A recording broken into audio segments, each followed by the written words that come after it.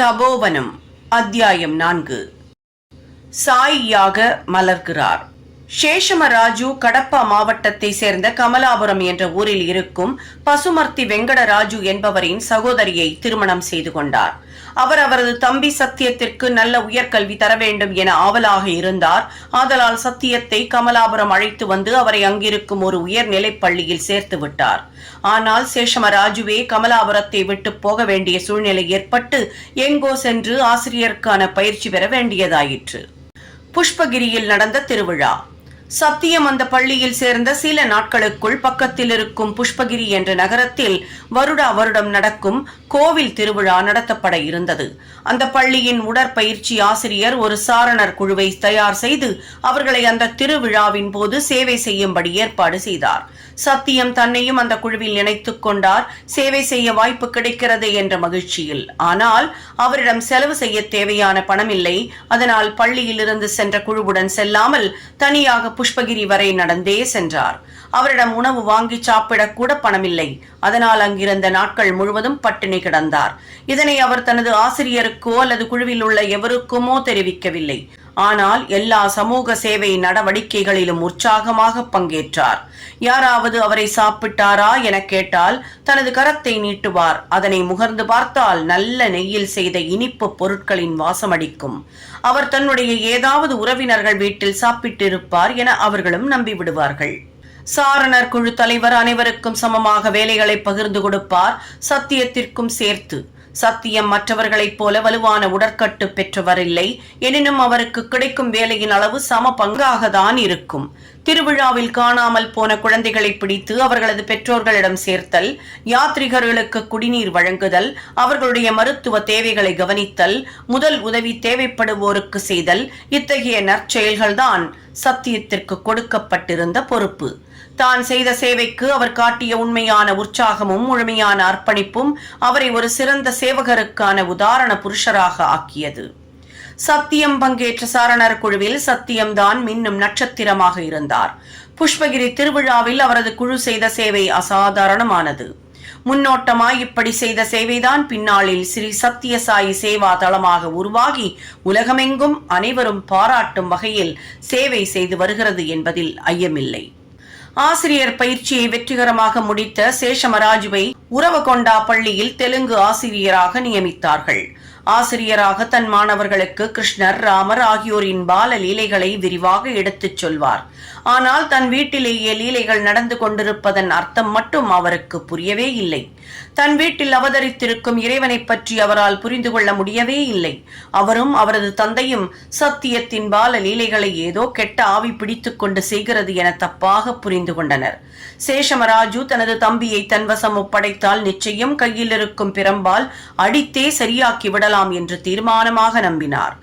இதயம் கனக்க பாவம் ஈஸ்வரம்மா தன் கண்ணின் மணியான சத்தியத்தை உறவகொண்டாவிற்கு அனுப்பி வைக்க அனுமதித்தாள். ஜெய் சாய்ராம். நான் அனைவருக்கும் சேவை செய்பவன். உறவகொண்டா மேல்நிலைப் பள்ளியில் சத்தியம் 8வது வகுப்பில் சேர்க்கப்பட்டார். அவர் தனது சகோதரர் சேஷமராஜுவின் இல்லத்தில் தான் தங்கியிருந்தார். வீட்டில் குடிதண்ணீர் பிரச்சனை. குடிதண்ணீர் வேண்டுமானால் அந்த நகரத்தில் இருந்து 1 மைலுக்கு மேல் நடந்து அங்கிருக்கும் கிணற்றில் தான் சென்று எடுத்து வர வேண்டும். அன்றாட தேவைக்கு சத்தியம்தான் போய் தண்ணீர் எடுத்து வருவார். தினம்தோறும் மாலையும் காலையும் ஒவ்வொரு பொழுதிற்கும் 2 அல்லது 3 தடவை செல்ல வேண்டியிருக்கும். அவரது தோள்களில் ஒரு மூங்கில் கழியை ஏற்றி அதன் 2 மூலைகள் குடிதண்ணீர் கொண்டு வரும் பெரிய பாத்திரங்கள் வைக்கப்பட்டிருக்கும். அக்கம் பக்கத்து வீட்டார்கள் கூட சத்தியத்தின் ஒத்துப்போகும் நல்ல குணத்தை கண்டனர். அவர்களுக்காகவும் கொஞ்சம் குடிநீர் கொண்டு வருமாறு கேட்பார்கள். சத்தியம் அவர்களது தேவையையும் மகிழ்ச்சியுடன் தீர்த்து வைப்பார். பள்ளி விடுமுறை விட்டதும் சத்தியம் புட்டபர்த்தி வந்தார். ஈஸ்வரம்மா தன் மகனுக்கு எண்ணெய் தேய்த்து ஸ்நானம் செய்ய தயார் செய்து கொண்டிருந்தாள். அவருடைய உடலுக்கு எண்ணெய் தடவும் போது அவரது தோள்களில் கருப்பான வடுக்கள் இருப்பதை பற்றி கேட்டாள். அங்கிருந்த தோலும் கூட கருப்பாய் இருந்தது. அவள் கேட்ட கேள்விகளுக்கு பதில் சொல்லாமல் சமாளித்தார் சத்தியம். ஆனால் திரும்ப திரும்ப தாய் கேட்டதும் அவரால் சொல்லாமல் இருக்க முடியவில்லை. மெல்ல சிரித்தவாறே, அது அண்ணனின் வீட்டிற்கு குடிதண்ணீர் கொண்டு வரும்போது ஏற்பட்டதாக இருக்கலாம். கண்களில் நீர் நிறைந்தது அவளுக்கு. எதற்காக நீ தண்ணீர் கொண்டு வர வேண்டி இருந்தது? சத்தியம் பதில் உரைத்தார். இல்லையென்றால் அவர்கள் எப்படி அந்த உப்பு தண்ணீரை குடித்து வாழ முடியும்? அதுவும் தவிர, அன்பு தாயே, நான் வந்தது மற்றவர்களுக்கு சேவை செய்யதானே. இந்த பதில் உண்மையானாலும் அந்த தாயை இது திருப்தி செய்யவில்லை. புதுடில்லியில் ஜெர்மன் தூதரகத்தில் பணிபுரியும் அன்னே மேரி மரிவாகா என்ற பெண்மணிக்கு பகவானின் அன்பையும் அதன் இனிமையையும் பெறும் வாய்ப்பு கிடைத்தது. ஒருமுறை அவள் புட்டபர்த்தி வந்தபோது, சுவாமி, உங்களது அவதாரத்தின் உண்மையான நோக்கம்தான் என்ன? என்னால் அதனை புரிந்து கொள்ள முடியவில்லையே என்றாள். நான் என்ன சொல்வது? சுருக்கமாக சொல்வதானால், நான் அனைவருக்கும் சேவகன் அல்லவா என்றார். இந்த பதில் அவளை உலுக்கி எடுத்தது. கண்களில் நீர் மல்கியது. தாங்க முடியாமல் கேவி கேவி அழுத வண்ணம், இப்படி ஏன் சொல்கிறாய் பாபா என்றாள். சுவாமி தெளிவாக கூறினார், அன்பு குழந்தையே, இது வெறும் சாதாரண உண்மை. ஒவ்வொருவரும் எனக்கு ஒரு வேலை கொடுக்கிறார்கள். ஒவ்வொருவரின் வேலையையும் செய்பவன் யார்? உண்மையில் அவன் அனைவருக்கும் சேவகன் அல்லவா என்றார். பகவானின் வார்த்தைகளும் செயல்களும் அது சின்னம் சிறிய வயதிலாய் இருக்கட்டும் அல்லது இந்த வயதிலாகட்டும் ஒன்றாகத்தான் இருக்கின்றன. சுவாமி சிறிய பையனாக இருந்தபோது தொலைதூரம் சென்று குடிநீர் கொண்டு வந்தார். இன்றும் அவர் வளர்ந்த பிறகும் இப்போதும் புதிய சுத்தமாக்கப்பட்ட பாதுகாக்கப்பட்ட குடிநீர் கொண்டு வருகிறார். ஒரே ஒரு வித்தியாசம், இப்போது அவரது உழைப்பிற்கு ஒரு புதுப்பெயர் கொடுக்கப்பட்டிருக்கிறது. ஸ்ரீ சத்யசாயி பாதுகாக்கப்பட்ட குடிநீர் திட்டம். அந்த பழைய நாட்களில் அண்டை வீட்டினர் கேட்பார்கள் அன்புடன், குழந்தாய், எங்களுக்கும் கொஞ்சம் குடிநீர் கொண்டு வருவாயா என்று. இப்போது அடுத்த மாவட்டத்தை சேர்ந்த மக்கள், பாபா, எங்களுக்கும் குடிநீர் தருவீர்களா என்று இறைஞ்சுகிறார்கள். முழுமையான அளவற்ற அன்புடன் பரிவுடனும் கூறுகிறார், நிச்சயம் நிச்சயம் தருகிறேன். சிலர் புட்டபர்த்தியை பற்றி கேள்விப்பட்டிருப்பார்கள். ஆனால் அது எங்கிருக்கிறது என்பது அவர்களுக்கு தெரியாது. அவர்கள் விசாரித்து அங்கு எப்படி செல்வது என்பதனை கேட்டு தெரிந்து கொள்வார்கள். அவர்களது கஷ்டத்தில் தெய்வீக அன்னையான பாபாவை கண்டு அவரிடம் அடைக்கலம் கேட்க வருகிறார்கள். அப்படிப்பட்டவர்களை இரக்கமுள்ள அன்னை கைவிடுவதில்லை. என் அன்பு குழந்தைகள், என்னை தேடி வந்திருக்கிறீர்கள். வயிறார உணவு கேட்டல்ல, ஒரு கோப்பை தண்ணீருக்காக. தாயின் பரிவோடு பகவான் பதில் கூறுகிறார், நிச்சயம் நிச்சயம் ஏற்பாடு செய்கிறேன். இது ஒரு தாயின் அன்பல்ல, 1000 தாய்மார்களின் அன்பு. உண்மையில் இது 1000 தாய்மார்களின் அன்பேதான். ஒரு அரசாங்கத்தால், ஏன் ஒரு தேசத்தால் செய்ய முடியாததை சுவாமி தனிப்பட்டவராக இருந்து சாதித்திருக்கிறார். இதனால் பயனடைந்தவர்கள் அனைவரும் அவரது குழந்தைகள். அவர்களுடைய நன்மைக்காக அவர் செலவழித்தார். இன்னமும் கோடிக்கணக்கான ரூபாய்களை செலவு செய்கிறார். அனைத்தும் குடிநீர் திட்டத்திற்காக. மக்கள் நன்றி பாராட்டுகிறார்கள். ஆனால் இந்த அளவு கடந்த அன்பெனும் கடனை எப்போதாவது திருப்பி செலுத்த முடியுமா? ஸ்ரீ சத்யசாயி குடிநீர் திட்டம் இதுவரை 750 கிராமங்கள் 11 நகரங்களை எட்டி இருக்கிறது. உலக அதிசயங்களில் ஒன்றாக இதையும் சேர்த்துக் கொள்ளலாம். தண்ணீர் 2500 கிலோமீட்டர் தூரம் குழாய்கள் மூலம் கொண்டு வரப்பட்டு ஏறக்குறைய 10 லட்சம் மக்களுக்கு தாகத்தை தணிக்கிறது. இது நடந்திருப்பது ஆந்திர பிரதேசத்தில் ராயலசீமா பகுதியில். ஒவ்வொரு மீட்டர் பைப்பிலும் பகவானின் அமிர்தம் போன்ற அன்பு தெரிகிறது. ஜெய் சாய்ராம். சொல்பவையெல்லாம் செய்யப்படுகின்றனவா? உறவகொண்டாவில் பள்ளியில் படிக்கும் போது சத்தியம் ஒரு நாடகம் எழுதும் வாய்ப்பை பெற்றார். அது ஒரு சிறு நாடகம். மனிதகுல உயர் குணங்களை வலியுறுத்தி எழுதப்பட்ட நாடகம் அது. அதன் பெயர் சொல்பவையெல்லாம் செய்யப்படுகின்றனவா. அந்த நாடகம் பல வருடங்களுக்கு முன் எழுதப்பட்டிருந்தாலும் அதன் கருத்துக்கள் இந்த காலத்திற்கும் பொருந்துபவையாக இருக்கின்றன. முதல் காட்சியில் நாடகத்தில் ஒரு பெண்மணி மகாபாகவதத்தை படித்து அதன் பொருளை அவளை சுற்றி அமர்ந்திருக்கும் பெண்களின் கூட்டத்திற்கு எடுத்துச் சொல்வாள். அவ்வாறு எடுத்துச் சொல்லும் போது பார்வையாளர்களிடம், உங்கள் தான தர்மத்தை நல்ல திடகாத்திரமான பிச்சைக்காரர்களுக்கும் சோம்பேறிகளுக்கும் கொடுத்து வீணாக்காதீர்கள். அதற்கு பதில் உடல்நிலை சரியில்லாதவர்கள், உடல் ஊனமற்றவர்கள், வயதானவர்கள், இவர்களுக்கெல்லாம் உதவி செய்யுங்கள். இந்த காலட்சேபம் முடிந்ததும் கூட்டம் கலைந்து செல்லும். ஒரு குருடன் அவளை நோக்கி பிச்சை கேட்க வருவான். உதவும்படி கெஞ்சுவான். அவளுக்கு கோபம் வந்து அவனை விரட்டுவாள். சில வினாடிகள் கழித்து உடலெல்லாம் தனது ஜாதிக்குரிய சின்னங்களை அணிந்திருக்கும் ஒரு மனிதன் பிச்சைக்கு வருவார். ஒரு தம்பூராவை மீட்டி பாடிய வண்ணம் வருவார். அந்த பெண்மணி அவனுக்கு அரிசி, பணம் ஆகியவற்றை கொடுத்துவிட்டு குனிந்து அவன் பாதத்தை தொட்டு ஆசிகளை பெறுவாள். அவளுடைய மகன் கிருஷ்ணன் இங்கு நடந்தவற்றை எல்லாம் பார்த்தவன் குழப்பமடைந்து அவளை கேட்டான், அம்மா, உனது ஆன்மீக சொற்பொழிவின் போது என்ன கற்றுக் கொடுத்தாய்? இப்போது நீ என்ன செய்து கொண்டிருக்கிறாய்? அவளுக்கு கோபம் வந்து அவனை நோக்கி கத்துகிறாள். வாயை மூடு, யாராவது சொல்லியபடி செய்கிறார்களா? இரண்டாவது காட்சி. அந்த பையன் அவனது தந்தையுடன் அவரது ஆபீஸில் இருக்கிறான். அவன் தந்தை கல்வி கற்பதன் உபயோகத்தை பற்றி பெரிதாக பேசி, ஒருவன் எப்படியாவது நல்ல கல்வியை எந்த தடை இருந்தாலும் ஒதுக்கிவிட்டு கற்க வேண்டும் என்று முடிக்கிறார். ஒரு ஏழை பையன் ஜன்னலுக்கு வெளியில் நின்று அவரது உணர்ச்சி பொங்கும் பேச்சை கேட்கிறான். அவன் உள்ளே வந்து சொல்கிறான், சார், உங்களை போன்ற நல்ல மனம் படைத்தவர்கள் தரும் பண உதவிகளுக்கு நன்றி. அதை வைத்துதான் நான் எனது பள்ளிக்கு பணம் கட்டுகிறேன். இந்த மாதம் பள்ளிக்கு பணம் கட்ட வேண்டியதில் 1 ரூபாய் குறைகிறது. எனக்கு தயவு செய்து உதவுங்கள் என்று. அவர் தன்னிடம் பணம் இல்லை என்றும் பர்சை திறந்து அது காலியாக இருப்பதையும் காட்டுகிறார். ஏமாற்றம் அடைந்த மாணவன் அந்த இடத்தை விட்டு சென்றதும் அவரது ஆபீஸ் நண்பர்கள் அங்கு வந்து சேர்கிறார்கள். புதிதாக நியமிக்கப்பட்டிருக்கும் ஆபீசரை வரவேற்பதற்காக பணம் சேகரிப்பதாக கூறி அவரிடம் பணம் கேட்பார்கள். அதற்கு அவர், இத்தகைய வரவேற்பெல்லாம் மிகவும் அவசியமானது, அதை மிகப்பெரிய அளவில் கொண்டாட வேண்டும் என்று கூறி 20 ரூபாய் கொடுத்தார். அவரது மகன் கிருஷ்ணன் நடந்தவற்றை எல்லாம் வாய் திறவாமல் பார்த்து கொண்டிருந்தான். அவன் தந்தையிடம் கேட்டான், நீங்கள் கல்வியை பற்றியும் அதன் மதிப்பை பற்றியும் நிறைய பேசினீர்கள். ஆனால் அந்த ஏழை மாணவன் 1 ரூபாய் தன் படிப்பிற்காக கேட்டபோது இல்லை என்று சொல்லி அனுப்பிவிட்டீர்கள். அதற்கு பதில் ஆடம்பரமான வரவேற்பிற்கு 20 ரூபாயை தயங்காமல் கொடுத்தீர்கள். ஏன்? அவனது அப்பா அவனை கோபமாக பார்த்து, எப்போதாவது மக்கள் சொல்வதை செய்து பார்த்திருக்கிறாயா? வாயை மூடிக்கொண்டு பள்ளிக்கு போ என்பார். மூன்றாவது காட்சியில் கிருஷ்ணன் தனது வகுப்பில் அமர்ந்திருக்கிறான். அவனது ஆசிரியர் வேகமாக வருகிறார். இன்று பள்ளிக்கு இன்ஸ்பெக்டர் வருகிறார் என்று சொல்லிவிட்டு தொடர்ந்தார். நாம் இதுவரை 23 பாடங்கள் படித்து விட்டோம். ஆனால் இன்ஸ்பெக்டர் கேட்டால் 32 பாடங்கள் முடிந்து விட்டதாக சொல்ல வேண்டும். நான் இப்போது 33வது பாடம் நடத்துகிறேன். பிறகு இன்ஸ்பெக்டர் வரும்போது அதை மீண்டும் அப்போதுதான் முதல் தடவையாக சொல்லிக் கொடுப்பதைப் போல சொல்லித் தருகிறேன். நான் இப்போது உங்களிடம் என்ன கேள்விகளை கேட்கிறேனோ அவற்றை இன்ஸ்பெக்டர் முன்னிலையில் கேட்பேன். அப்போது நீங்கள் சரியான பதில் சொல்லி அவரை அசத்தி விடலாம் என்றார். சிறிது நேரம் கழித்து கிருஷ்ணன் தனியாக ஆசிரியரை சந்திக்கிறான். சார், இன்று நீங்கள் நடத்திய புதிய பாடம் அரசன் சத்திய ஹரிச்சந்திரனை பற்றியது. அவர் எந்த விளைவு வந்தாலும் அதற்கு பயப்படாமல் சத்தியத்தையே பேசுபவர். இவ்வாறு சத்தியம் பேசுபவரை பற்றி சொல்லிக் கொடுத்த நீங்களே எங்களை பொய் சொல்லும்படி வலியுறுத்துகிறீர்களே, இது சரிதானா? ஆசிரியர் கண்மண் தெரியாமல் கோபித்துக் கொண்டு கத்துகிறார். யாராவது சொல்லியபடி நடப்பார்களா என்றார். நாலாவது கடைசி காட்சியில் கிருஷ்ணன் புத்தகங்களை தூக்கி போட்டுவிட்டு பள்ளிக்கூடம் செல்ல மறுக்கிறான். அவனை சமாதானப்படுத்த முடியாமல் பெற்றோர்கள் ஆசிரியருக்கு சொல்லி அனுப்புகிறார்கள். மூவரும் இருக்கையில் அவர்கள் முன்பு பையன் சொல்கிறான், நீங்கள் எனக்கு பாடம் சொல்லித் தருகிறீர்கள், அது சரி. ஆனால் அதில் கூறப்படும் கருத்துகளுக்கேற்ப என்னை நடக்க விடமாட்டேன் என்கிறீர்கள். அப்படி இருக்கையில் உங்கள் பாடங்களுக்கு பலன் என்ன? அதனால் நான் படிக்க விரும்பவில்லை. வயதில் பெரியவர்கள் எல்லாம் வாயடைத்து நின்றாலும் கிருஷ்ணன் கூறியதில் இருக்கும் உண்மையை உணர்கிறார்கள். அவர்கள் தங்கள் தவறை புரிந்து கொள்கிறார்கள். அதற்கு வருத்தமும் தெரிவிக்கிறார்கள்.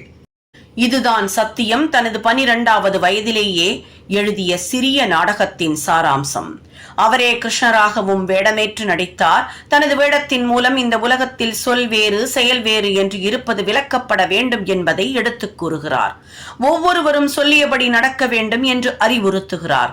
அன்றிலிருந்து இன்று வரை அவர் மக்களிடம் வெறும் வார்த்தைகள் போதாது, உங்கள் செயல்கள் நீங்கள் சொல்லும் சொல்லுக்கேற்ப அமையுமாறு நடந்து கொள்ள வேண்டும் என்பதை அறிவுறுத்துகிறார். இந்த செய்தியை உலகெங்கும் எதிரொலிக்கச் செய்து ஒவ்வொரு சாதகனையும் வழிகாட்டி ஆன்மீகத்தில் உயர்வடைய வைக்கிறார். ஜெய் சாய்ராம். தொலைந்து போன குதிரை. சத்தியம் உறவுகொண்டாவில் பள்ளியில் படிக்கும் போது அந்த சிறு நகரத்தில் ஒரு ஏழை முஸ்லிம் குதிரை வண்டி ஓட்டி பிழைப்பை நடத்தி வந்தான். ஒரு நாள் அவனது குதிரை தொலைந்து போய்விட்டது. அதை தேடியும் கண்டுபிடிக்க முடியாமல் அந்த முஸ்லிம் சத்தியத்திடம் உதவி கேட்டு வந்தான். சத்தியம் அவரை அந்த நகரை விட்டு 1.5 மைல் தள்ளி இருக்கும் காட்டில் தேடச் சொன்னார். அவன் அவ்வாறே செய்து தன் குதிரை அங்கே மேய்ந்து கொண்டிருப்பதை கண்டான். அன்றிலிருந்து அந்த நகரத்து முஸ்லிம்கள் சத்தியத்தின் மேல் அன்பும் மதிப்பும் வைக்க ஆரம்பித்தனர். சத்தியத்தின் அசாதாரண சக்திகள் பற்றிய செய்தி எல்லா இடங்களிலும் பரவ ஆரம்பித்தது. இந்த நிகழ்ச்சிக்கு நீண்ட காலத்திற்கு முன் ஷிரடி சாய்பாபாவும் கூட இதை போன்ற ஒரு அற்புத செயலை நிகழ்த்தினார். பணக்காரரான ஒரு முஸ்லிம் சாந்த்பாயி பட்டேல் தூப்கேடா கிராமத்தை சேர்ந்தவர். அவுரங்காபாத் மாவட்டத்தில் இருக்கிறது அந்த கிராமம். அவரது பெண் குதிரை தொலைந்து விட்டது. எங்கு தேடியும் கிடைக்காமல் மிகவும் மன வருத்தத்துடனும் விரக்தியுடனும் குதிரையின் சேணத்தை தோளில் போட்ட வண்ணம் வீட்டை நோக்கி நடந்து கொண்டிருந்தார். ஷிரடி சாய்பாபா அவரை பார்த்தார். அவர் மீது இரக்கம் கொண்டார். அவரை கூப்பிட்டு பக்கத்தில் இருக்கும் கால்வாய் பக்கம் தேடச் சொன்னார். சாந்த் பாட்டீல் அவ்வாறே செய்து தன்னுடைய குதிரை அங்கே இருப்பதைக் கண்டு மகிழ்ச்சி அடைந்தார். சரி, இப்போது இந்த இரண்டு ஒரே மாதிரியான நிகழ்வுகளுக்கு ஆழ்ந்த உண்மை என்ன? ஆண் குதிரையோ பெண் குதிரையோ எல்லாமே நிலையற்ற மனதை குறிக்கிறது.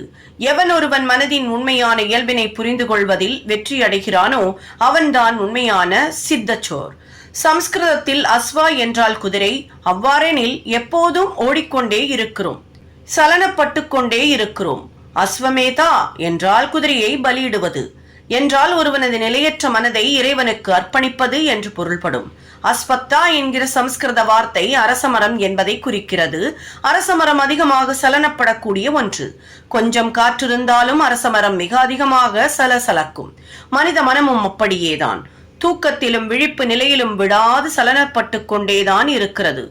பாபா அஸ்வமேதத்தை பற்றி கூறும்போது குதிரையை இரத்தமும் சதையுமாக வெட்டி கூறு போடுவது என்பதல்ல, நம்மிடம் இருக்கும் விலங்கு குணத்தை இறைவனுக்கு சமர்ப்பித்து விடுவது என்பதே இதன் உள்ளர்த்தம் என்கிறார். தெய்வீக பொம்மலாட்டக்காரர் நடனமணியாக நடிக்கிறார். சத்தியம் உறவுகொண்டாவில் பள்ளிக்கூடத்தில் படிக்கும் போது அந்த பள்ளியின் தலைமை ஆசிரியர் பள்ளிக்கு நிதி சேகரிப்பதற்காக ஒரு நடன நிகழ்ச்சி நடத்த ஏற்பாடு செய்திருந்தார்.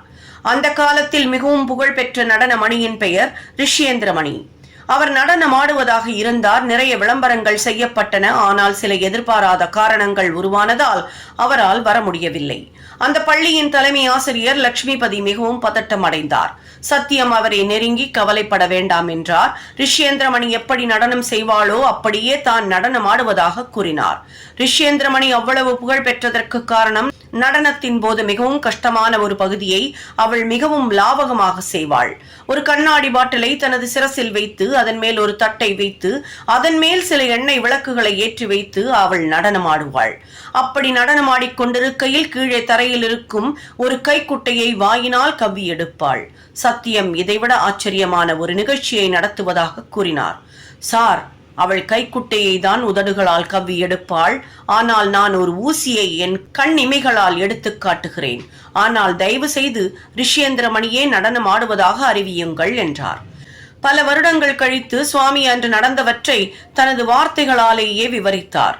நான் அன்று என்னை விட பெரியதான புடவை அணிய வேண்டி வந்தது. தலையை பெண்கள் அணியும் வண்ணம் அலங்கரித்தார்கள்.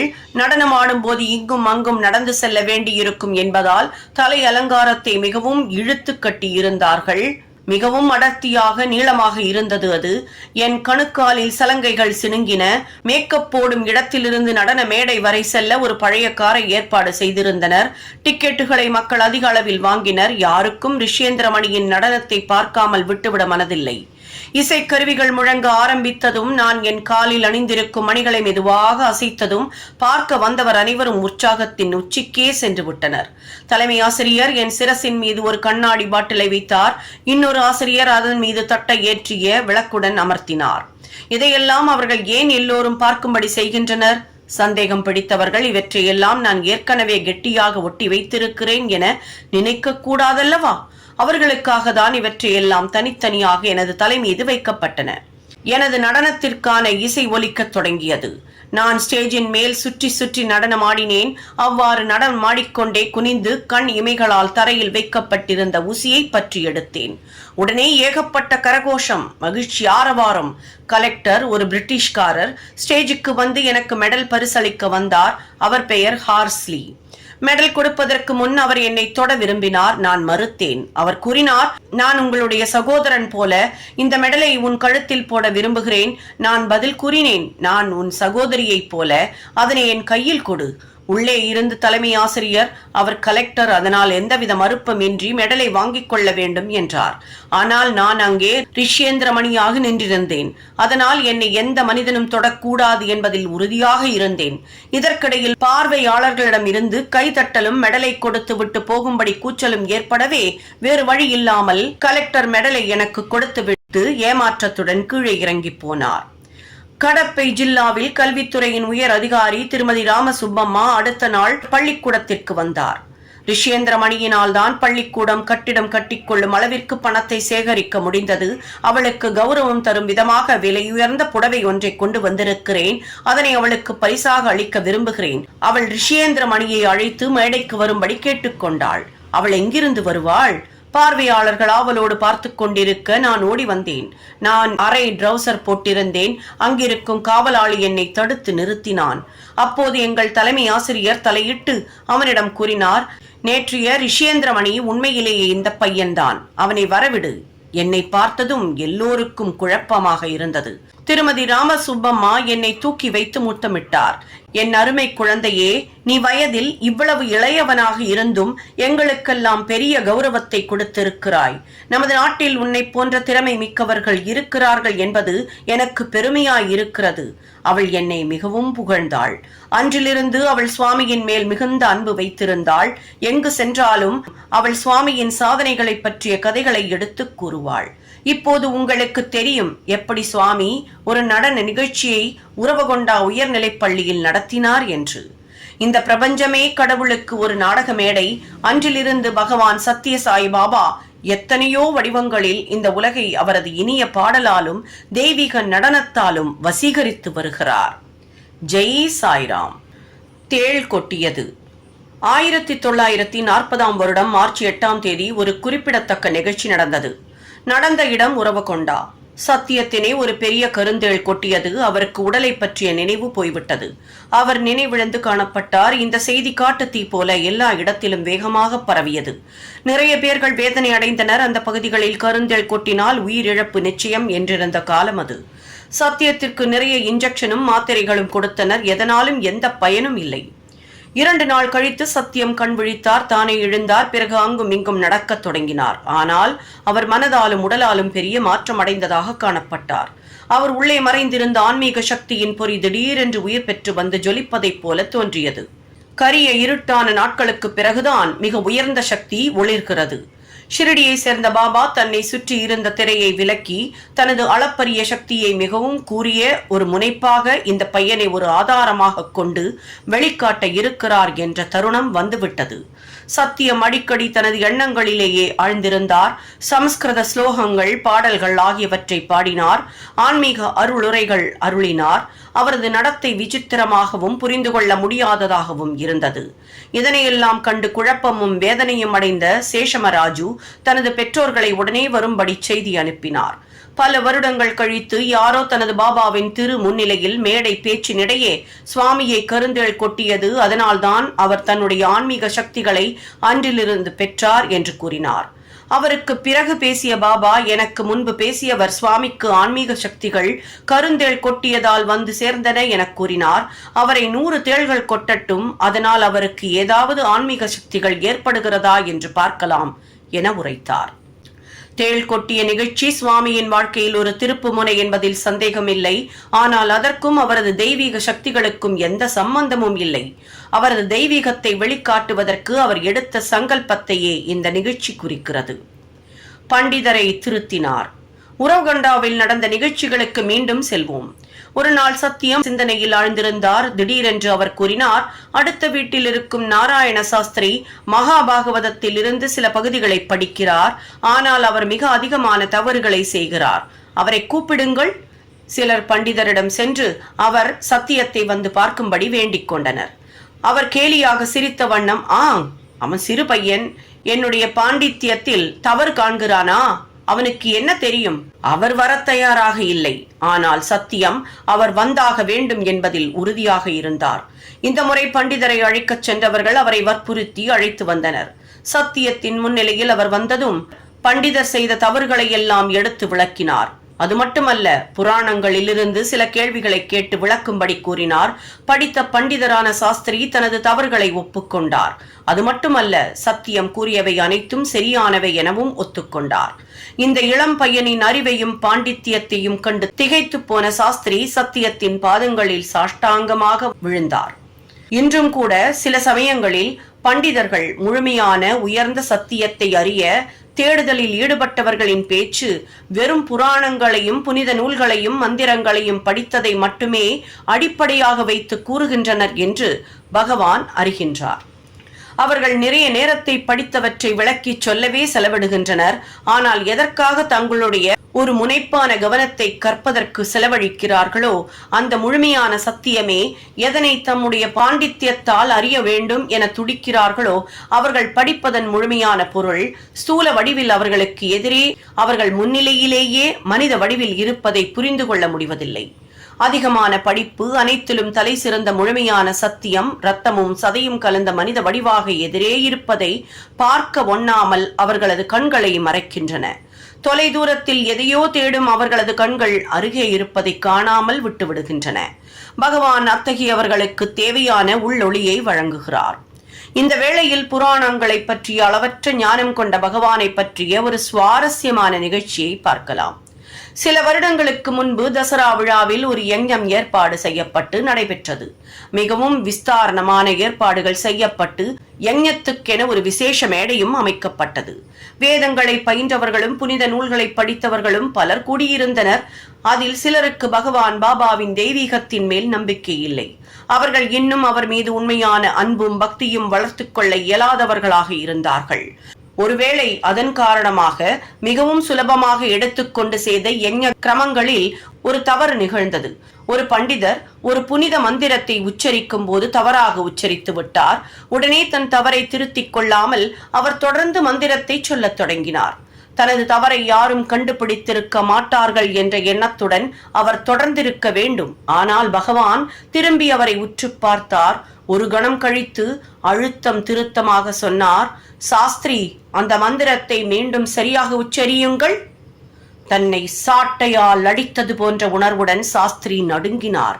பிறகு சுவாமி அந்த மந்திரத்தை சரியான சந்தத்தோடும் உச்சரிப்போடும் சொல்லத் தொடங்கினார்.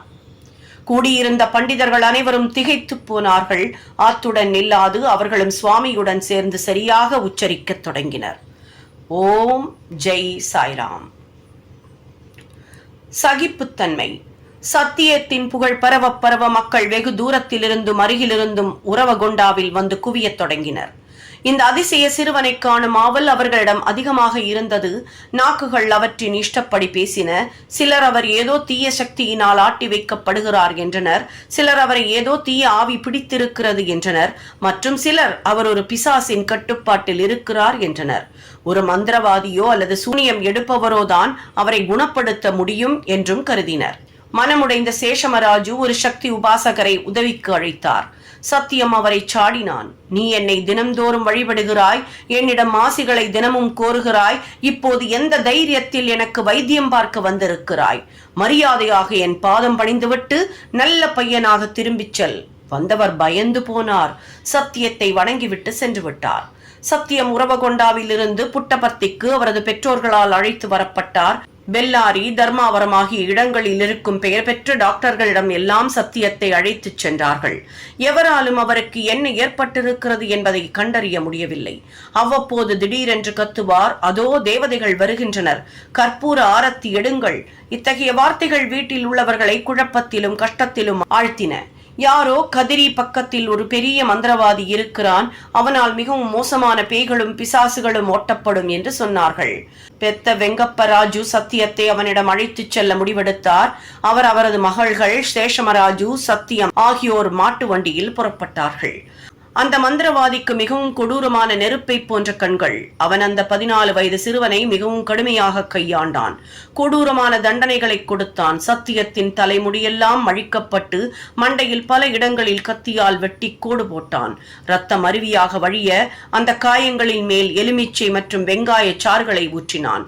கண்களில் எரிச்சல் மிக தரும் ஆயின்மெண்ட் ஒன்றை தடவினான். எரிச்சல் தரும் காயங்கள் இருக்கும் தலைமேல் 101 பானைகள் நீர் ஊற்றினான். இந்த அரக்கத்தனமான தாக்குதல்கள் அனைத்தையும் சத்தியம் மிகவும் பொறுமையாக அமைதியாக ஏற்றுக்கொண்டார். இது எதுவும் செய்ய முடியாத நிலையில் இருந்த குடும்பத்தாருக்கு அதிர்ச்சியாக இருந்தது. அவர்கள் ஆடிப்போய் விட்டார்கள். என்ன செய்வதென்று தெரியாமல் திகைத்து போனார்கள். சத்தியத்தை பிடித்த கெட்ட ஆவி எதற்கும் பணிய மறுக்கிறது என்ற நினைப்பில் மந்திரவாதி மேலும் கொடுமையாக நடந்து கொண்டான். தனது அன்பு குழந்தை இந்த அளவிற்கு கொடுமைப்படுத்தப்படுவதை காண சகியாத குடும்பத்தினர் அந்த மந்திரவாதியை தங்கள் குழந்தைக்கு சற்று ஓய்வு தரும்படி வேண்டினர். அவனுக்கு உடல் குணமானதும் மீண்டும் அழைத்து வருவதாக கூறி சத்தியத்தை மிருகத்தனமான சித்திரவதையில் இருந்து காப்பாற்றி அழைத்து வந்தனர்.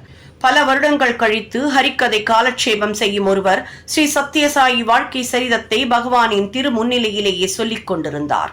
அவர் சுவாமியை துன்புறுத்திய மந்திரவாதியை பற்றி விரிவாக சொல்ல ஆரம்பித்ததும் சுவாமி குறுக்கிட்டு, அதனை விவரமாக சொல்ல வேண்டாம், ஒதுக்கிவிடுங்கள், கேட்பதற்கு மிகவும் கஷ்டமாக இருக்கிறது என்றார்.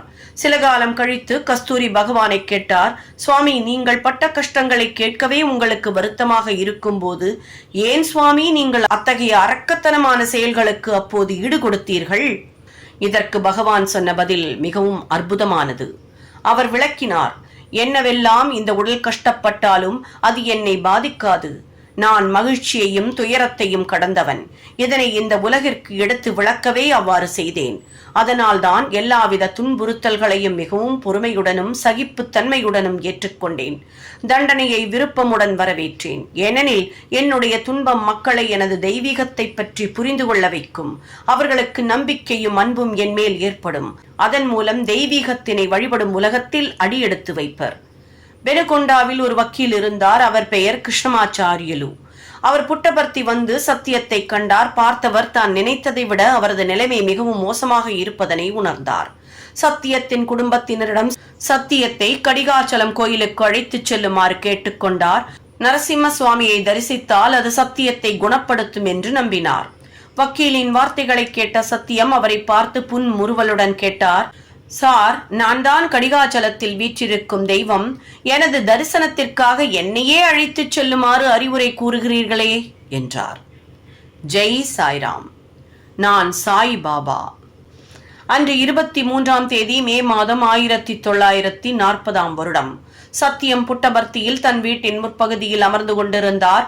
அவ்வப்போது கல்கண்டையும் மலர்களையும் சிருஷ்டித்து ஒவ்வொருவருக்காக கொடுத்து கொண்டிருந்தார். அந்த காட்சி மகிழ்ச்சி அளிக்கக்கூடியது, மிகவும் சுவையாய் சுகமாய் இருந்தது.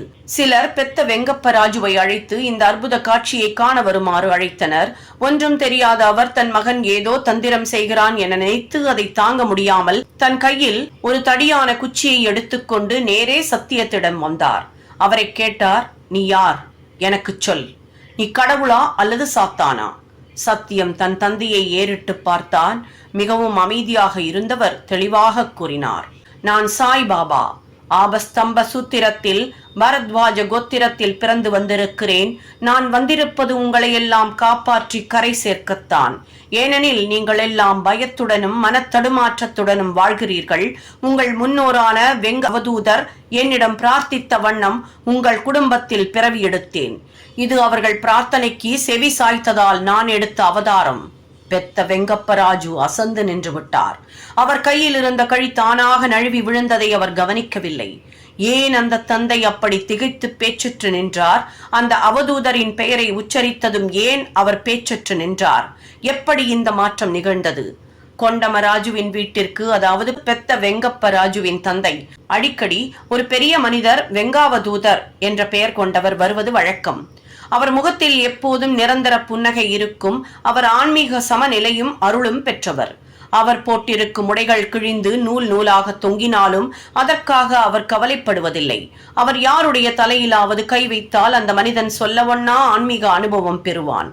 ஒருவருக்கும் அவர் எங்கே தங்குகிறார், எப்போது வருவார், அவர் எங்கே போவார் என்பது தெரியாது. எந்த வகையில் பார்த்தாலும் அவர் ஒரு சந்நியாசி. அவர் ஒரு இணைப்பும் இல்லாத கட்டை ஆற்றில் மிதந்து போவதைப் போல இருந்தார். இத்தகைய தன்னை உணர்ந்தவர்கள் மேன்மையானவர்கள், உயர்ந்த துறவு நிலை அடைந்தவர்கள், எதிலும் பற்று வைக்காதவர்கள் அவதூதர்கள் என அழைக்கப்படுவார்கள். இத்தகைய விஷயங்களில் முழுதும் அறிந்தவர்களின் அனுமானப்படி இந்த வெங்காவதூதர் தான் முன்பு ஷிரடி சாயியை அவரது சிறு வயதில் பாதுகாத்து போஷித்தவர் என்பது உறுதியாகிறது. இந்த அவதூதர் கொண்டமராஜுவிடம் அவ்வப்போது வந்திருந்து ஆன்மீக விஷயங்களை பற்றி பேசிவிட்டு செல்வார். ஒரு நாள் இருவரும் ஒரு வாழை தோப்பில் உட்கார்ந்து பேசிக் கொண்டிருந்தனர். திடீரென்று வெங்க அவதூதர் அமைதியானார். கொண்டமராஜு ஏன் அவர் திடீரென அமைதியாகி விட்டார் என கேட்டார். அதற்கு பதில் கொண்டமராஜு, அன்னை பூமி அழுகிறாள், அவளது தேம்புதல்கள் உனது காதில் விழவில்லையா? கொண்டமராஜு அவநம்பிக்கையுடன் அவரை பார்த்தார். வெங்காவதூதர் தொடர்ந்தார், கூடிய விரைவில் உயர்ந்த பரபிரம்மம் இந்த உலகத்தில் மனித வடிவம் எடுத்து அவதரிக்க இருக்கிறார். நீ அந்த அவதாரத்தை பார்க்க கொடுத்து வைத்திருக்கிறாய். இதே வார்த்தைகளை 2-3 முறை தொடர்ந்து கூறினார். அவர் கொண்டமராஜுவை தன் கையின் மேல் அவர் கையை வைத்து தான் சொன்ன விசேஷமான இந்த தீர்க்க தரிசன வார்த்தைகளை நம்புவதாக சத்தியம் செய்ய சொன்னார். சில காலம் கழித்து வெங்கவதூதர் தனது பௌதீக உடலை விட்டு நீங்கினார். இப்போது பெத்த வெங்கப்ப ராஜு தனது மகன் அந்த மகா பெரியவரின் பெயரை சொல்வதை கேட்டார். ஒரு வினாடியில் தன் குடும்பத்துடன் அந்த தெய்வீக புருஷரின் நெருக்கம் நினைவுக்கு வந்தது. அது மட்டுமல்ல, அவர் கூறியிருந்த வரவிருந்த அவதாரத்தை பற்றியும் அப்போது நினைவுக்கு வந்தது. என்ன நடந்தது என்ற விவரங்கள் கொண்டமராஜுவின் காதுகளுக்கு எட்டின. அவர் விழிகள் ஆனந்த கண்ணீரில் மிதந்தன. ஆனால் இங்கே ஒரு சிக்கல். சத்தியம் பேசும்போது அங்கு கூடியிருந்த எவருக்கும் சாய்பாபா என்பவர் யார் என்று தெரியவில்லை. யார் அந்த சாய்பாபா? பெத்த வெங்கப்ப ராஜு ஒரு அரசாங்க அதிகாரி பெனுகொண்டாவிற்கு மாற்றலாகி வந்திருப்பதாகவும் அவர் தினந்தோறும் ஒரு முஸ்லிம் பக்கீரை வழிபடுவதாகவும் அவர் பெயர் சாய் பாபா என்றும் கேள்விப்பட்டார். ஆகவே ஒரு நாள் தன் மகனை அவரிடம் அழைத்துச் சென்றார். அந்த அதிகாரி பையனை பார்த்துவிட்டு, மனநோயால் பாதிக்கப்பட்ட இந்த சிறுவனை ஏதாவது ஒரு நல்ல மருத்துவமனையில் சேர்த்து வைத்தியம் பார்க்க வேண்டும் என்றார். இந்த அறிவுரையை கேட்ட சத்தியம், அவரை யாருடைய மூளை சரியில்லை, எனக்கா அல்லது உனக்கா? உன் முன்னால் ரத்தமும் சதையும் கலந்து மனித வடிவில் இருக்கும் இதே சாயியைத்தான் நீ தினமும் வழிபடுகிறாய். ஆனால் உனக்கு மூளை இல்லாததால் என்னை புரிந்து கொள்ள முடியாமல் தவிக்கிறாய் என்று கூறி சத்தியம் அந்த அதிகாரியை கையை திறந்து வைத்துக் கொள்ள சொல்லி கை அசைப்பில் விபூதியை உருவாக்கி அவரது கரத்தில் கொட்டினார். அது மட்டுமல்ல, பயந்து போன அந்த அதிகாரியின் இல்லம் முழுவதும் விபூதியை தூவினார். ஒரு வியாழக்கிழமை சத்தியத்தை சுற்றி ஒரே கூட்டம். அதில் ஒருவர், அவர்தான் சாய்பாபா என்பதனை எங்கனம் நிரூபிக்க முடியும் என கேட்டார். சத்தியம் அவரை நிஜமாகவே நிரூபணம் தேவையா என்று கேட்டார். பிறகு கொஞ்சம் மல்லிகை பூவினை எடுத்து வரச் சொன்னார். அவற்றை கையில் வாரி எடுத்து வீசினார். மல்லிகை பூக்கள் தரையில் விழுந்தன. அங்கே இருப்பவர்கள் ஆச்சரியப்படும்படி மலர்கள் தம்மைத்தாமே ஒழுங்குபடுத்திக் கொண்டன. தரையில் சாய்பாபா என்ற பெயர் தோன்றிற்று, தெலுங்கு எழுத்துகளில். எல்லோருடைய சந்தேகங்களும் மறைந்தன. மகத்தான அறிவிப்பு. 1940 வருடம் அக்டோபர் மாதம் 20ஆம் தேதி சத்தியம் அப்போது உறவகொண்டாவில் பாதியில் நின்ற படிப்பை தொடங்கினார். அவர் பள்ளிக்கு புறப்பட்டு சென்று கொண்டிருந்தார். திடீரென்று திரும்பி வீட்டை நோக்கி வந்தார். வீடு வந்ததும் புத்தகப்பையை வீசி எறிந்துவிட்டு உரக்க கூறினார், நான் இனிமேல் உங்களை சேர்ந்தவன் அல்ல. மாயை என்னை விட்டு விலகியது. எனது பக்தர்கள் மிகவும் ஆவலுடன் அழைக்கிறார்கள். இந்த உரத்த குரலை கேட்டு அவரது அண்ணி சமையலறை ஜன்னல் மூலம் எட்டி பார்த்தாள். அவளது கண்களுக்கு சுவாமியின் தலையை சுற்றி ஒளிவட்டம் இருப்பது தெரிந்தது. நான் கிளம்புகிறேன் என்று சத்தியம் அவளிடம் கூறினார். நான் எதற்காக பூமிக்கு வந்தேனோ அந்த வேலையை துவங்க வேண்டும். இந்த வார்த்தைகளை அவர் சொல்லி முடிக்கையில் அவரது சகோதரர் சேஷமராஜு, பக்கத்து வீட்டுக்காரரான நாராயண சாஸ்திரி ஆகியோர் அங்கே வந்தனர். கண்ணை பறிக்கும் ஒளிவட்டத்தைக் கண்டு நாராயண சாஸ்திரி நெடுஞ்சான் கிடையாக சத்தியத்தின் காலில் விழுந்து வணங்கினார். சேஷமராஜு எதுவும் பேசாமல் அசையாமல் அப்படியே நின்றிருந்தார். தலையை சுற்றி ஜாஜ்வல்யமான ஒளிவட்டம் கிரீடம் போல கண்ணை பறிக்க சத்தியம் பக்கத்தில் இருக்கும் பெரிய நந்தவனத்திற்குள் பிரவேசித்தார். அந்த நந்தவனம் சுங்க இலாக்கா இன்ஸ்பெக்டர் ஆஞ்சநேயலுவுக்கு சொந்தமானது. அங்கிருந்த பெரிய பாறை மேல் அமர்ந்தார். அநேக ஆவல் மிகுந்த பக்தர்கள் சுற்றி கொண்டு அமர்ந்தனர். சத்தியம் ஒரு பஜன் பாடல் பாடத் தொடங்கினார். இன்று உலகமெங்கும் ஒலித்துக் கொண்டிருக்கும் பஜன் பாடல்களின் வரிசையில் முதலாக ஒலித்த பஜன் பாடல் இதுவே. மானச பஜரே குரு சரணம் துஸ்தர பவசாகர தரணம். முதலில் நீ பவசாகரத்தில் வாழ்ந்து, அதாவது உலகியல் வாழ்க்கை என்னும் சமுத்திரத்தில் வாழ்ந்து, அதன் பிறகு அதனை கடப்பதை பற்றி தரணம், அதாவது எண்ணி குருவை அல்லது கடவுளை பெயரும் வடிவமுமாய் நினைத்து அவர் மேன்மையில் நனைந்து வாழ அவரது பாத கமலங்களை போற்றி உன் முழு இதயத்தினையும் அவர் பாத கமலங்களின் மேல் செலுத்தி அவரின் பெருமையை பாடினால் அது உன்னை கடக்க இயலாத சாகரமான பிறப்பு இறப்பு என்னும் சுழலில் இருந்து விடுவித்து கரையேற்றும். பக்தர்கள் அவருடன் இசைந்து பாடிய போது தங்களையே மறந்தார்கள். சிலர் ஊதுபத்திகளை ஏற்றினார்கள். சிலர் சத்தியத்திற்கு மாலை போட்டனர். ஒரு புகைப்படக்காரர் அங்கு வந்து அவரை படம் எடுக்க தயாரானார். ஆனால் சத்தியம் அமர்ந்திருந்த இடத்திற்கு முன்னால் ஒரு சிறிய பாறை இடைஞ்சலாக இருப்பது போல் நின்றிருந்தது. கேமராக்காரர் அந்த பாறையை அங்கிருந்து அகற்றிவிட விரும்பினார்.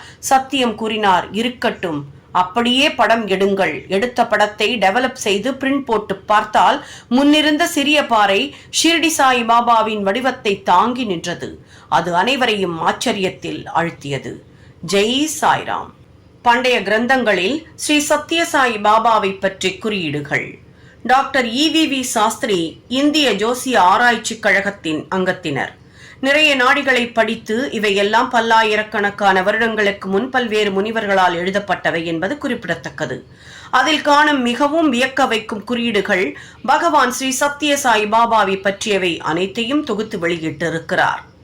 அதிலிருந்து சில பகுதிகள் கீழே தரப்பட்டுள்ளன. 1. அகத்தியர் நாடி சொல்கிறது. சத்யசாய் பாபா மக்களின் தீராத நோய்களையெல்லாம் மின்னல் வேகத்தில் குணப்படுத்துவார். அவரது சங்கல்பத்தினால் மக்களுக்கு நல்ல ஆரோக்கியம் வழங்குவார். மிக அதிகமான அளவில் கல்விக்கூடங்கள் அவரால் நிர்மாணிக்கப்படும். ஆன்மீக கருத்துக்கள் அடங்கிய நிறைய புத்தகங்கள் அவரால் பதிப்பிக்கப்படும். மனித குலத்திற்கு அவர் ஆன்மீகத்தை வளர்த்து வழிகாட்டுவார். தர்மத்தை நிலைநாட்டுவதும் அழிந்து போன தர்மத்தை மீண்டும் உயிர்ப்பிப்பதும் அவரது வாழ்க்கையின் முக்கிய குறிக்கோளாக இருக்கும். அவருடைய முந்தைய அவதாரத்தில் அவர் ஷிரடி சாய்பாபாவாக இருப்பார். அவர் இரக்கமும் அன்பும் நிறைந்த திருவடிவமாக இருப்பார். அவர் இந்த பிரபஞ்சத்தின் தந்தை, எதையும் மன்னித்து விடும் கடவுளின் அவதாரம். அவர் வழிகாட்டும் குரு, காப்பாற்றும் கடவுள், இந்த உலகத்தின் தந்தை. 2. புத நாடி சொல்கிறது. பாபா எப்போதும் நிரந்தர ஆனந்தத்தில் ஆழ்ந்திருப்பார். 3. சுக்கிர நாடி கூறுகிறது. அவர் தங்கியிருக்கும் இடம் பிரசாந்தி நிலையம் என அழைக்கப்படும். முக்கிய கருத்துக்களாக சத்தியம், தர்மம், சாந்தி, பிரேமை ஆகியவற்றை அழுத்தம் திருத்தமாக எடுத்து கூறி உலகம் முழுவதும் அமைதியை நிலைநாட்டி பரவச் செய்வார். மனித குல சேவை அவருக்கு மகிழ்ச்சி அளிக்கும். அவரிடம் அனைத்து சக்திகளும் சித்திகளும் நிறைந்திருக்கும். இத்தகைய தெய்வீக சக்திகள் நிரம்பிய இவர் இதற்கு முன்பு ஷிரடி வாசியாக இருந்தவர். அவர் சங்கல்ப சித்தர். அவர் சங்கல்பிப்பது நிறைவேறும். அவர் எப்போதும் நிர்விகல்ப சமாதியில் இருப்பார். அவர் கடவுளின் அவதாரம். 4. திரு சின்னதுரை பிரம்ம நாடியை படித்து அதிலும் பகவான் ஸ்ரீ சத்யசாய் பாபாவை பற்றிய குறிப்புகளை கண்டார். அவரது வாழ்க்கையில் வியாழக்கிழமை புனித தினமாக கருதப்படும். அவரது வாழ்க்கையாலும் நடத்தையாலும் அவர் புட்டபர்த்தியில் இருக்கும் ஒரு சாதாரண மானிட பிறவி என்பதான மாயையை உருவாக்குவார். அவர் நாராயணன் என்ற பெயரை தாங்குவார். அவர் சிவசக்தியின் அவதாரம், ஷிரடி சாய்பாபாவின் மறு அவதாரம். சித்ராவதி நதிக்கரையில் அமைதியான சூழ்நிலையில் பிறந்த அவர் உயர்ந்த சமநிலையின் திருவடிவமாக விளங்குவார். 5. பழனி சுப்பிரமணிய சுவாமி கோவிலில் ஒரு நாடி பாதுகாக்கப்பட்டு வருகிறது. அதில் ஆந்திர பிரதேசத்தில் சுற்றிலும் தமிழ், கேரளம், கர்நாடக பிரதேசங்கள் சூழ்ந்திருக்க சித்ராவதி நதிக்கரையில் கடவுள் தானே அவதாரம் செய்வார். அவரது பெயர் சத்திய நாராயணன் என்பதாக இருக்கும். அவர் ஒரு பெரிய யோகி, மிக உன்னதமான யோகி. அவர் எப்போதும் உறங்குவதில்லை. 6. பெரிய மகரிஷி பராசரர் எழுதிய பத்ம புராணத்தில் எழுதப்பட்டிருக்கிறது. பர்த்தி என்ற பெயர் பெற்ற கிராமத்தில் பிறக்க இருக்கும் அவருடைய பெயர் சத்தியம். அவர் 5 அடி 3 அங்குலம் உயரம் இருப்பார். அவர் ஒரு சக்தி வாய்ந்த காந்தத்தை போல உலகம் முழுவதும் தன்னை நோக்கி இழுப்பார். பாபாவே பக்தர்களிடம் பத்ம புராணத்தை ஒரு ஆங்கிலேயர் மொழி பெயர்த்திருக்கிறார். அவர் பெயர் வில்சன் என்று கூறியிருக்கிறார். பாபாவே மற்றொன்றையும் சொல்லி இருக்கிறார். ஜெய்மினி பாரதம் என்ற புத்தகத்தில் சத்திய சாயியை பற்றிய தெளிவான விளக்கங்கள் இருக்கின்றன என்றும் அந்த புத்தகம் ஆன்மீகத்தில் மிக உயர்வடைந்தவர்களிடம் இருக்கிறது என்றும் கூறியிருக்கிறார். 7. ஸ்ரீ அரவிந்தர் ஒரு பெரிய யோகி, மகரிஷி. அவர் தீவிரமான சாதனையில் ஆழ்ந்திருந்தார். பாண்டிச்சேரியில் உள்ள அவரது ஆசிரமத்தில் 1923 1926 வரை அவர் இறைவனிடம் பிரார்த்தனை செய்தார். மனித குலம் ஆன்மீகத்தில் உயர் அவதாரம் செய்ய வேண்டும் என்று. 24 நவம்பர் 1926 அன்று அவர் தன் சமாதி நிலையிலிருந்து எழுந்து அறிவித்தார். நேற்று இறைவனே இந்த உலகத்தில் அவதாரம் செய்திருக்கின்றான். அளப்பரிய தெய்வீக சக்திகளுடன் அவன் மனித குலத்தின் மனதினை உயர்த்தி மேன்மையான இலக்கை நோக்கி செல்ல வழிகாட்டுவார். ஒவ்வொரு மனித இதயத்திலும் ஆன்மீக விளக்கை அவர் ஏற்றுவார். அவரது தெய்வீக குரல் மனித குலம் முழுவதும் அவர்களின் காதுகளில் ஒலித்துக் கொண்டே இருக்கும். மகரிஷி அரவிந்தர் குறிப்பிட்ட தேதியை வைத்து பார்க்கும்போது அவர் ஸ்ரீ சத்திய சாயியை தான் குறிப்பிடுகிறார் என்பது தெளிவாக தெரிகிறது. 8. முகமது நபியின் அருளுரைகள் 25 பெரிய புத்தகங்களாக பதிப்பிக்கப்பட்டிருக்கின்றன. அந்த புத்தகங்களின் தொகுப்பிற்கு பெயர் த ஓஷன் ஆஃப் லைட். அதில் மிகவும் அதிசயிக்கத்தக்க வகையில் வரவிருக்கும் மாஸ்டர் ஆஃப் த வேர்ல்டை பற்றி கண்டுகொள்வதற்கான குறிப்புகள் காணப்படுகின்றன. அவை அவரது தலைமுடி மிகவும் அடர்த்தியாக இருக்கும், அவரது முன் நெற்றி அகலமாக இருக்கும், அவரது கன்னத்தில் பிறந்ததிலிருந்து ஒரு கருமச்சம் காணப்படும், அவர் முகம் எப்போதும் முழுமையாக ஷவரம் செய்யப்பட்டிருக்கும், அவர் 2 உடைகளை மட்டும் அணிவார், அவரது உடை சிவந்த நிறமாக இருக்கும், அவரது முகத்தின் நிறம் சில சமயம் செம்பு கலரில் இருக்கும், சில சமயம் தங்கமாக ஜொலிக்கும், சில நேரம் பிரவுன் நிறமாக இருக்கும் மற்றும் சில சமயம் தன்னிலவை போல குளிர்ச்சியாய் காணப்படும். அவரது பௌதீக உடல் சிறியதாய் இருக்கும், அவரது பாதங்கள் பெண்மை கலந்த மென்மையாக இருக்கும். பிறந்த நாளிலிருந்தே அவர் அனைத்து அறிவையும் தனது தலையில் ஏற்றியிருப்பார். உலகத்தின் அனைத்து மதங்களும் அவற்றின் கருத்துக்களும் அவர் பிறந்ததிலிருந்தே அவரிடம் காணப்படும். கடவுளிடம் எவர் என்ன பிரார்த்தித்தாலும் அவற்றை அவர் தருவார். உலகத்தின் செல்வங்கள் எல்லாம் அவரது பாதத்தின் அடியில் கிடக்கும். அவர் பக்தர்களிடையே செல்வார். அவர்களுடைய நடந்து செல்லும் போது சிலரின் தலை மீது தன் கரத்தை வைப்பார். அவர் மீது எவர் தன் பார்வை பதிந்தாலும் உயர்ந்த ஆனந்தத்தை அனுபவிப்பர். ஒரு சிறிய குன்றின் மேல் தன் இருப்பிடத்தை அமைத்துக் கொள்வார். அவர் 95 வயது வரை வாழ்வார். அவர் இந்த உலகத்தை அமைதியாலும் சாந்தியாலும் நிரப்புவார். இந்த உலகத்தின் அரசனான அவர் தன் உடலாலும் வாய் மூலமாகவும் சில வடிவங்களை உருவாக்குவார். இவ்வாறாக 27 வகையான குறிப்புகள் காணப்படுகின்றன. ஒவ்வொன்றும் தப்பாமல் தெளிவாக பகவான் ஸ்ரீ சத்ய சாயியை குறிக்கின்றன. 9. நாஸ்ட்ரடாமஸ் 16ஆம் நூற்றாண்டில் பிரான்சிஸில் மிக புகழ்பெற்ற தீர்க்கதரிசி. அவர் ஒரு புத்தகம் செஞ்சுரிஸ் என்பதை எழுதினார். அதில் அவர் வரவிருக்கும் இறைவனின் அவதாரத்தை இவ்வாறு எழுதுகிறார். வரவிருக்கும் உலகை ஆள்பவர் வியாழக்கிழமைகளை புனித நாட்களாக நினைப்பார். உலகத்தின் அனைத்து நாடுகளும் அவரை பார்த்து வியக்கும். அவரது அளப்பரிய ஞானத்தையும் சக்தியையும் உலகம் முழுவதும் கண்டு அதிசயப்படும். உலகத்தின் அனைத்து பகுதிகளிலிருந்தும் வந்து அவருக்கு மதிப்பளிப்பார்கள், வந்தனை செய்வார்கள். 10. பைபிளில் தி புக் ஆஃப் ரெவலேஷன்ஸ் வரவிருக்கும் பெரிய இறைவனை பற்றி விவரிக்கிறது. ஒரு தேவதை ஜான் முன்னர் தோன்றி வெளிப்படுத்துகிறது. ஒரு வெள்ளை குதிரை, அதன் மீது அமர்ந்திருப்பவர் பேர் சத்தியம். அவரது கண்கள் நெருப்பு சுடர்களாய் மின்ன, அவரது சிரசில் பல கிரீடங்கள் இருக்கும். அவரது உடை இரத்தத்தில் நனைக்கப்பட்டிருப்பது போல சிவப்பாக இருக்கும். அவரது பெயர் இறைவனது வாக்கு, அதாவது சத்தியம் என்பதாகும். அவரது வாயிலிருந்து கூரான வாளையொத்த சொற்கள் வெளிவரும். இரக்கமும் பிரேமையும் கலந்த திருவடிவமான பகவான் ஸ்ரீ சத்ய சாய் பாபா இவ்வாறு எல்லாம் பலவித மதங்களின் புனித நூல்களில் விவரிக்கப்பட்டிருக்கிறார். அவரது தாமரை மலர் பாதங்களுக்கு பல 100 வந்தனங்கள். ஓம் ஸ்ரீ சத்ய சாயி பரபிரம்மணே நமகா. சாந்தி சாந்தி சாந்தி. இந்த சேனலை சப்ஸ்கிரைப் பண்ணாதவர்கள் பண்ணிட்டு மற்றவங்களுக்கும் ஷேர் பண்ணுங்க. நீங்க கொடுக்கக்கூடிய லைக் அண்ட் கமெண்ட்ஸ் கண்டிப்பா எங்களை உற்சாகப்படுத்தும். உங்களது வாழ்வு முன்னேற வாழ்த்துக்கள். நன்றி, வணக்கம்.